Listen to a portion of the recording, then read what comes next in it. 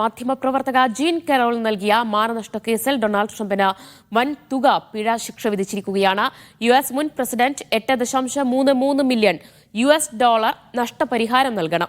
2019 അപകീർത്തികരമായ പരാമർശത്തിലാണ് വിധി. വിധിക്കെതിരെ അപ്പീൽ പോകുമെന്ന് ട്രംപ് അറിയിച്ചു. മുഹമ്മദ് സ്വാലി തന്നെ വിവരങ്ങൾ നൽകും. സ്വാലി, അമേരിക്കൻ പ്രസിഡന്റ് തെരഞ്ഞെടുപ്പിന് തയ്യാറെടുക്കുന്ന ട്രംപിന് തുടരെ തിരിച്ചടിയാണല്ലേ വരുന്നത്?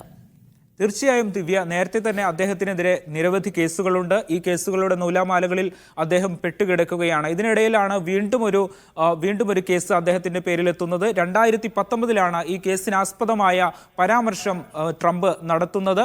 കാരൾ തന്റെ തരക്കാരിയല്ല എന്നായിരുന്നു ആ പരാമർശം. 30 വർഷം മുമ്പ് തന്നെ പീഡിപ്പിച്ചു എന്ന് കാരൾ ഫാഷൻ മാഗസിനിൽ വെളിപ്പെടുത്തുന്നു. ഈ വെളിപ്പെടുത്തലിനു പിന്നാലെ ഉണ്ടായ രാഷ്ട്രീയ കോളിളക്കത്തിന് തൊട്ടുടനെയാണ് ട്രംപ് ഇത്തരത്തിലൊരു പരാമർശം നടത്തിയത്. ഈ കേസ് വ്യാജമാണ് എന്നുകൂടി അദ്ദേഹം അന്ന് പറഞ്ഞു വെച്ചു.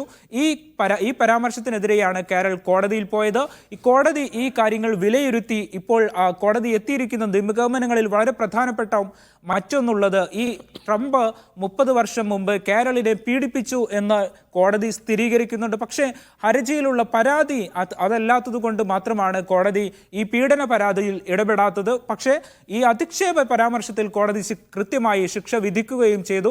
8.3 കോടി US ഡോളറാണ് ട്രംപ് നഷ്ടപരിഹാരം നൽകേണ്ടത് കരളിന്. ഇപ്പോൾ ഈ ഒരു തെരഞ്ഞെടുപ്പ് കാലയളവിൽ പ്രചാരണ രംഗത്ത് സജീവമായുള്ള സ്ഥാനാർത്ഥിയാകാനുള്ള പ്രചാരണ രംഗത്ത് സജീവമായുള്ള ട്രംപിന് വീണ്ടും ഒരു തിരിച്ചടിയാകുകയാണ് ഈ കേസ്. ദിവ്യ, ജീൻ കരോൾ നൽകിയ മാനനഷ്ട കേസിലാണ് ഇപ്പോൾ ട്രംപ് വൻ തുക പിഴ ഒടുക്കണം എന്ന ശിക്ഷാവിധി വന്നിരിക്കുന്നത്. മുഹമ്മദ് സ്വാലിഹാണ് വിവരങ്ങൾ നൽകിയത്.